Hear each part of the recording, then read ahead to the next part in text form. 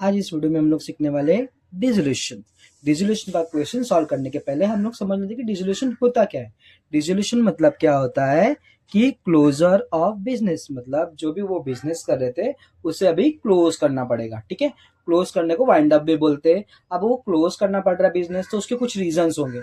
तो अभी हम देख लेते हैं कि क्या क्या रीजंस है। यहाँ पे मेनली कुछ 4 to 5 रीजंस होते हैं जिसकी वजह से बिजनेस को क्लोज करना पड़ता है। जैसे पहला रीजन लिखा है वॉलेंटरी। वॉलेंटरी मतलब क्या होता है कि जो भी पार्टनर्स है, ठीक है, वो पार्टनर्स लोग ने डिसाइड कर लिया कि अभी बस हो गया, अब हम लोग ये बिजनेस नहीं कर सकते। ठीक है, वो लोगों ने खुद से डिसाइड किया हुआ है। अब रीजंस कुछ भी हो सकते हैं, तो उसमें से पहला रीजंस क्या है आपका वॉलेंटरी, खुद से डिसाइड किया कि क्लोज करना। दूसरा होता है कि पीरियड एक्सपायर हो गया है।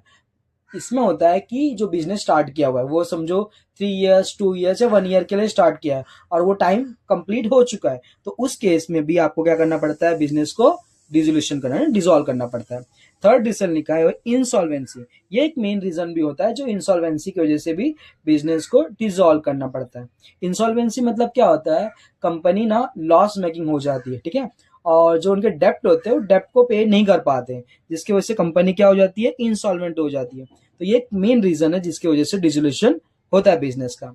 और एक चौथा रीजन है इलीगल और अनलॉफुल बिजनेस। मतलब जो बिजनेस है वो क्या कर रही थी, कुछ इलीगल या अनलॉफुल बिजनेसेस कर रही थी जो गवर्नमेंट से अलाउड नहीं है, जिसकी वजह से भी क्या होता है कि बिजनेस को डिसॉल्व करना पड़ता है। अभी क्या करते हैं हम इस केस में आगे एक क्वेश्चन सॉल्व करते हैं डिसोल्यूशन का कि कैसा सम होता है। देख लेते हैं कि कैसा सम रहेगा। हमने देखो ये सम दिया हुआ आपको कि Siddhi and Riddhi are sharing profit and losses in the ratio of 2:1। मतलब इस क्वेश्चन में हमें दो पार्टनर्स दिए हुए, एक है सिद्धि और दूसरी है रिद्धि, जो अपने प्रॉफिट को या लॉस दोनों को शेयर करते हैं। कौन से रेशियो में, 2:1। अगर सपोज कंपनी में प्रॉफिट हुआ तो इसमें 2 टाइम किसको मिलने वाला है, सिद्धि को, और 1 टाइम किसको मिलने वाला है, रिद्धि को। और वैसे ही अगर लॉस भी हुआ तो भी ज्यादा लॉस किसे बेयर करना पड़ेगा, सिद्धि को, और कम लॉस किसे होगा, रिद्धि को। तो ये प्रॉफिट शेयरिंग रेशियो हम लोगों को क्वेश्चन में दिया रहता है। अगर कुछ भी रेशियो नहीं दिया हुआ है तो उस समय उस केस में हमें अज्यूम करना पड़ता है कि जो प्रॉफिट शेयरिंग रेशियो वो इक्वल है। आगे the following is their balance sheet as on 31 March 2019। अभी इस क्वेश्चन में हमें क्या दिया है, बैलेंस शीट दे दिया। कब, कौन से डेट का दिया है, 31 मार्च 2019। यहाँ पे लाइबिलिटीज लिखा हुआ है, असेट्स लिखा हुआ है, ये दिया हुआ है। अब यहाँ पे लिखा हुआ है द फर्म वॉज डिसॉल्व। यहां से हम लोग को पता चलेगा ये क्वेश्चन हमारा किसका है, डिसोल्यूशन का है। तो अब ये डिसॉल्व हो गया। अब डिसॉल्व के रीजन ने हमें डिसॉल्व दिखा है कि डिसॉल्व हो गया, तो अब इसको सॉल्व करते हैं। अब इसे सॉल्व करने का तरीका ना बहुत आसान है, डिसोल्यूशन बहुत हार्ड टफ टर्म नहीं है। देखो आपको मैं इसमें आगे दिखाता हूँ कि कैसे इसे सॉल्व करना है। सॉरी ये तो नहीं है। इसमें क्या करना है ना, हमें जो भी एसेट साइड में लिखे हुए, ठीक है, एसेट साइड में क्या लिखा है, building, furniture, machinery, debtors, stock, investment, interest और बैंक। इसे क्या करना है, ये एसेट साइड है, इसे आपको ना रियलाइजेशन के डेबिट साइड में लिखना है। अभी क्या कर रही है कंपनी ना, बंद कर रही है अपना, तो इसलिए ट्रांसफर करने पड़ते हैं। तो सबसे पहले क्या करना है आपको, जो आपके सारे असेट्स है उसे क्या करना है, रियलाइजेशन के डेबिट में लिख देना है। इसमें बस आपको 2 से 3 चीज नोट करना है कि आपको आरडीडी को ट्रांसफर नहीं करना है और एक बैंक को, ठीक है। ये 2 चीज के अलावा आपका जितना भी है असेट, जैसे क्या क्या क्या असेट्स है, आपका पहला हो गया बिल्डिंग, फिर दूसरा दिया है furniture, machinery, debtors, stock, investment, interest receivable. तो क्या किया आपने कि जो आपका असेट्स है, असेट्स को क्या करना है, रियलाइजेशन के डेबिट में लिख देना और टोटल करके बाहर लिख देना है। अब आपका बचा है आरडीडी और बैंक। बैंक को क्या करना है आपको ना, बैंक का अकाउंट खोलना होता है, तो आपको बैंक को बैंक के साइड में लिखना है। बैंक जैसे यहाँ पे बैंक अकाउंट खोला हुआ है तो बैंक आपको डेबिट साइड में लिखा है, टू बैलेंस बीडी 20,000।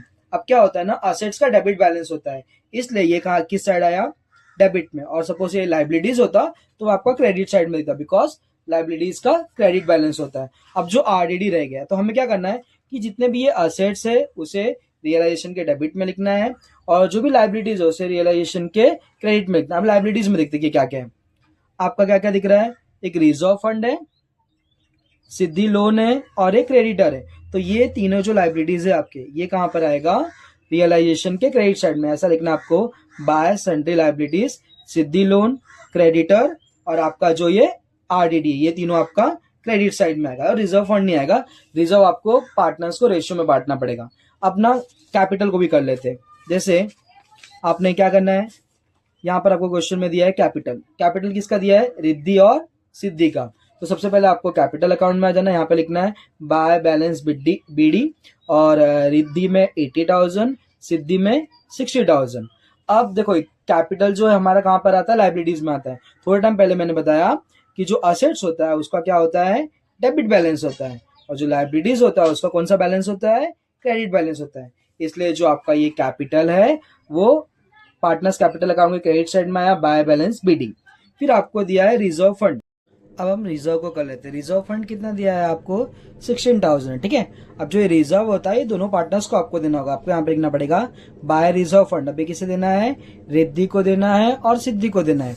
तो रिद्धि का रिजर्व कितना आया, 10,667, और सिद्धि का कितना आया, 5,333। अब ये आया कैसे, इसे निकालना पड़ेगा आपको। देखो आपको क्वेश्चन में दिया हुआ था कि जो रिजर्व फंड है वो आपका कितना दिया हुआ है, 16,000, और जो रेशियो दिया हुआ है रिद्धि और सिद्धि का वो कितना है, 2:1, ठीक है।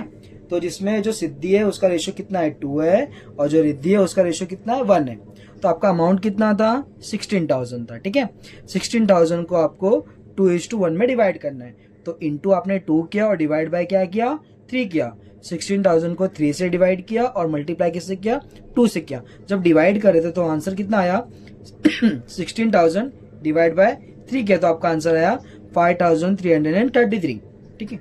और जो सिद्धि है उसका कितना दिया हुआ है, 2 दिया है।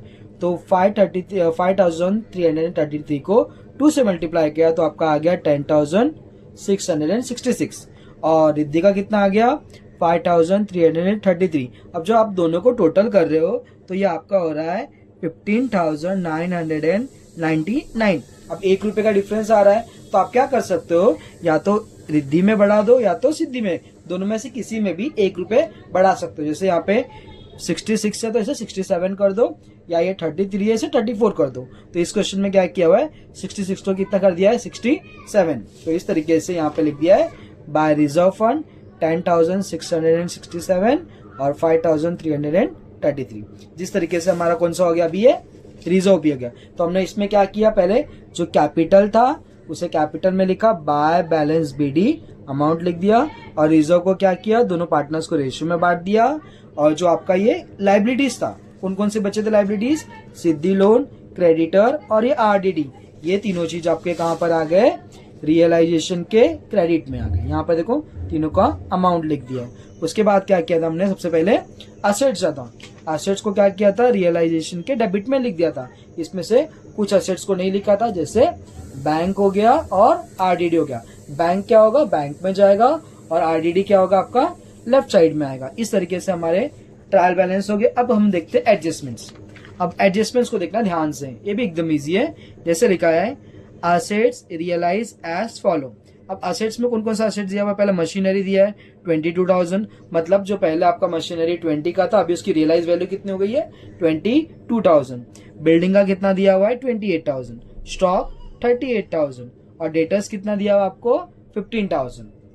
अब एक चीज और ध्यान में रखना है कि एक बार आपका असेट्स इधर आ गया तो जब एडजस्टमेंट होगा तो वो आपका अपोजिट साइड में आएगा। और अगर समझो लाइबिलिटी का एडजस्टमेंट है तो लाइबिलिटी एक बार इधर आ गया है तो इस बार कहां पर आएगा, डेबिट में आएगा। और अगर क्वेश्चन में किसी का नाम दिया है, जो भी पार्टनर्स का दिया है, तो उसका नाम लिख देना है। और अगर नाम नहीं दिया है तो आपको बैंक लिखना है, जो भी बैंक दिया रहेगा या तो कैश दिया रहेगा। जैसे अभी ये पहला एडजस्टमेंट में क्या लिखा हुआ था, assets realise, machinery, building, stock, debtors, इसमें किसी भी पार्टनर्स का नाम नहीं दिया है, तो आपको यहाँ पे लिखना है बाय बैंक अकाउंट। अब अमाउंट कौन सा लिखना है, मशीनरी का 22,000, बिल्डिंग का 28, स्टॉक का 38, और डेटर्स का कितना हो गया, 15,000। ये सबको टोटल किया तो कितना आ गया, 1,03,000। अब ये क्या है, एडजस्टमेंट है। ट्रायल बैलेंस के कितने इफेक्ट होते हैं, 1 इफेक्ट होते हैं, बट जो एडजस्टमेंट होते हैं उसके कितने इफेक्ट होते हैं, 2 इफेक्ट होते हैं। अभी यहाँ पर हेड क्या लिखा हुआ है, बैंक, और आपने बैंक अकाउंट तो बनाया हुआ है, यहाँ पर देखो आपने लिखा हुआ था बैंक अकाउंट, ठीक है। अब ये रियलाइजेशन के कहां पर है, क्रेडिट में। अगर एक क्रेडिट है तो सेकंड इफेक्ट कहां पे होता है, डेबिट में होगा। तो डेबिट में क्या लिखना होगा आपको, रियलाइजेशन अकाउंट। अभी अमाउंट कौन सा आएगा आपका, जो आउटर कॉलम में 1,03,000, आपने यहाँ पे लिख दिया 1,03,000। ये आपका हो गया पहले एडजस्टमेंट। अब जो सेकंड एडजस्टमेंट लिखा है, अभी सेकंड एडजस्टमेंट में आपको नाम दिया है, कौन सा नाम दिया है, Riddhi. Riddhi took over investment at 10,000 and furniture at book value. अब बुक वैल्यू मतलब क्या होता है, जो आपको क्वेश्चन में ऊपर दिया हुआ है, किसका देखना है आपको, फर्नीचर की बुक वैल्यू कितनी है 24,000।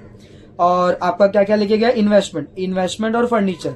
देखो आपका इन्वेस्टमेंट यहाँ पर आ चुका है, फर्नीचर भी एक बार यहाँ पर आ चुका है। अगर एक बार यहाँ पर आ चुका तो इस बार कहाँ पर आएगा, अपोजिट साइड में। अपोजिट कौन सा, डेबिट का अपोजिट कौन सा होता है, क्रेडिट। अब यहाँ पर नाम दिया है, कौन लेके गया है इसको, रिद्धि, तो यहाँ पर लिखा है बाय रिद्धि अकाउंट। इन्वेस्टमेंट लिखा 10,000, फर्नीचर लिखा 24,000, दोनों को ऐड किया तो कितना आ गया 34,000। यहाँ पर क्या लिखा हुआ है, रिद्धि, तो हमने रिद्धि का तो अकाउंट बनाया हुआ है, तो इसका सेकंड इफेक्ट कहाँ जाएगा, रिद्धि के अकाउंट में। देखो यहाँ पे पार्टनर्स कैपिटल है, जहां पर क्या है, रिद्धि, तो ये एक इफेक्ट क्रेडिट है, तो सेकंड इफेक्ट कहाँ पे आएगा, डेबिट में। और खुद के अकाउंट में खुद का नाम नहीं लिखा जाता, इसलिए रियलाइजेशन आएगा। यहाँ पे लिखा टू रियलाइजेशन अकाउंट, और ये अमाउंट किस में आएगा, रिद्धि में आएगा, सिद्धि में नहीं आएगा। क्यों, क्योंकि ये जो भी एसेट्स है ये कौन लेके गया है, कौन लेके गई है, सिद्धि लेके गई, इसलिए अमाउंट किस में आएगा, सिद्धि में आएगा। अब हम देखते हैं third adjustment. Siddhi agree to accept 3,000 in full settlement of her loan.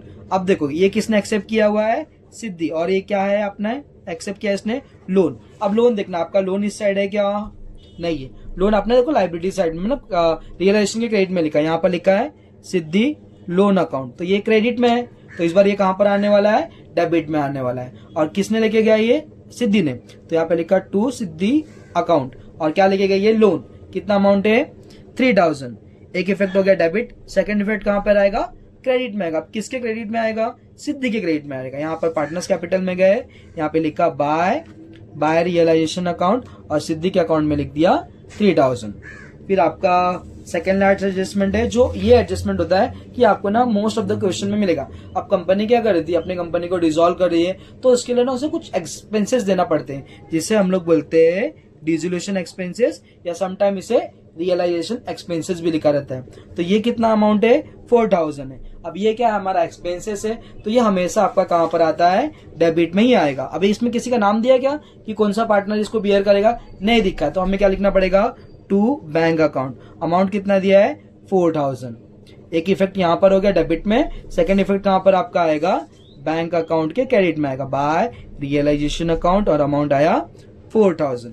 फिर आपका कुछ एडजस्टमेंट, तो लास्ट एक एडजस्टमेंट दिया हुआ है, interest receivable could not be recovered, मतलब जो आपको इंटरेस्ट मिलने वाला था यहाँ पर वो रिकवर्ड नहीं हो पाया, तो उसे हमें नहीं लिखना है।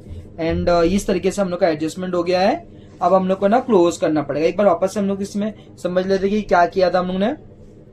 पहले जो असेट्स थे उसे रियलाइजेशन के डेबिट में लिखा था, हमने इसमें नोट किया था कि जो बैंक है और जो आरडीडी है उसे नहीं लिखना है। और फिर लाइबिलिटीज में आए थे, कैपिटल को कैपिटल में लिख दिया था, और रिजर्व को पार्टनर्स को रेशियो में बांट दिया था।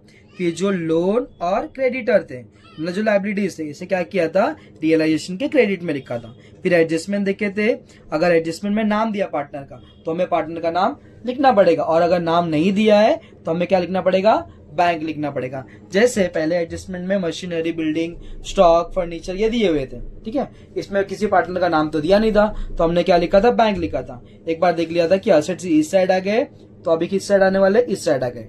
और अगर लाइबिलिटीज देगा तो अगर एक बार क्रेडिट में आ गए तो इस बार कहां पे आने वाले, डेबिट में आने वाले। इस तरीके से हमने सारे एडजस्टमेंट को सॉल्व कर लिया था। अभी क्या करना है, हमें क्लोज करना है। क्लोज करने के लिए हमें क्या करना पड़ेगा, पहले क्रेडिट साइड को प्लस करो और डेबिट साइड को, दोनों को प्लस करना है, और जो बड़ा अमाउंट है उससे छोटे अमाउंट को माइनस करना पड़ेगा, जिससे हमें टैली करने में आसानी होगा। चलो अभी इसे आगे सॉल्व। अब हमें क्या करना है, अकाउंट्स क्लोज करना है। अकाउंट क्लोज करने के लिए पहले क्या करें, हमने क्या किया, ये आपका डेबिट साइड का टोटल है और ये क्रेडिट साइड का टोटल है। आपका डेबिट साइड में क्या क्या लिखा था, 1,71,600, फिर 3,000, फिर 4,000, फिर 30,000। इसे टोटल किया तो आपका आ गया 2,08,600। इसी तरीके से क्रेडिट साइड में आपको क्या लिखा था, 35,600, 1,03,000 और 34,000। इसे जब टोटल किया तो आपका कितना आ गया, 1,72,600। आपको दिख रहा है कि डेबिट साइड का अमाउंट बड़ा है और क्रेडिट साइड का क्या अमाउंट छोटा है। और जब भी डेबिट साइड का अमाउंट बड़ा होता है और क्रेडिट साइड का छोटा रहेगा तो इससे हमें को लॉस होगा, और जब भी क्रेडिट साइड का अमाउंट बड़ा आएगा तो हमें क्या होता है, प्रॉफिट होता है। तो अभी अमाउंट कितना था डेबिट साइड में, 2,08,600, और क्रेडिट में कितना था 1,72,600। तो इसे माइनस किया तो लॉस कितना आया उन लोग को 36,000। अब ये 36,000 का लॉस कौन बेयर करेगा, रिद्धि और सिद्धि। तो ये 36,000 है यहाँ पर, रिद्धि को कितना देना पड़ेगा 2/3 और सिद्धि को कितना लॉस बेयर करना पड़ेगा 1/3 का। तो 36,000 को 3 से डिवाइड किया पहले, जैसे आप इसको डायरेक्ट कट भी कर सकते हो। ये आपका कितना आ जाएगा 12 आ जाएगा। 12,000 इंटू 2 करोगा 24,000 और ये कैसे डायरेक्ट आपने अभी किया 12,000। तो सिद्धि को कितने का लॉस हुआ 12,000 और रिद्धि का कितने का लॉस हुआ 24,000। मतलब इस क्वेश्चन में हमें ये पता चला कि डिसॉल्व होने का रीजन क्या रहेगा, इंसॉल्वेंसी हो सकता है, बिकॉज इन्हें क्या हो रहा था लॉस हो रहा था। तो लॉस होने की वजह से हो सकता है इन्होंने कंपनी को बंद किया होगा, जो भी इनका बिजनेस है। जैसे अभी से क्या करना पड़ेगा आपको, आपका डेबिट साइड बढ़ाया था, क्रेडिट साइड छुटा था ना, तो जिस साइड छुटा आएगा वहां पे आपको लिखना पड़ेगा बाय पार्टनर्स कैपिटल और यहाँ पे लिखना पड़ेगा रियलाइजेशन लॉस। और सपोज क्रेडिट साइड का बड़ा आता तो आपको डेबिट साइड में लिखना पड़ता टू पार्टनर्स कैपिटल और यहाँ पे आता रियलाइजेशन प्रॉफिट। अब कितना, रिद्धि को कितना लॉस हुआ 24,000 का और सिद्धि को कितना हुआ 12,000, टोटल कितना हो गया 36,000। ये हो गया एक इफेक्ट। अब सेकंड इफेक्ट के लिए क्या करना है आपको, देखना है पार्टनर्स कैपिटल। आपने पार्टनर्स कैपिटल को प्रिपेयर किया हुआ है, यहाँ पे आप गए पार्टनर्स कैपिटल, ठीक है। अब यहाँ पर क्या था, रियलाइजेशन का क्रेडिट में था, तो पार्टनर्स कैपिटल के कहां पर आएगा, डेबिट में आएगा। क्या लिखना है, टू रियलाइजेशन अकाउंट, अमाउंट कितना आएगा 24,000 रिद्धि में और 12,000 सिद्धि में, ठीक है। ये हो गया। अब पार्टनर्स कैपिटल को भी क्लोज करना है, तो पहले ना क्रेडिट साइड का टोटल किया, पहले सिद्धि का करते। सिद्धि का कितना था 60,000, 5,300 और 3,000, इसका टोटल कितना आ गया 68,333। अब ये ना बैलेंसिंग फिगर है, ये अभी निकाला हुआ है। अब आपका डेबिट साइड में क्या था सिर्फ 12,000, तो 68,333 में 12,000 को माइनस किया तो आपका आंसर आ गया 56,333। उसी तरीके से रिद्धि का भी करते हैं। रिद्धि का क्रेडिट साइड का टोटल कितना है 90,667 और डेबिट साइड का टोटल कितना है, ये तो बैलेंसिंग फिगर है आपका 34 प्लस 24, ये हो जाएगा 58।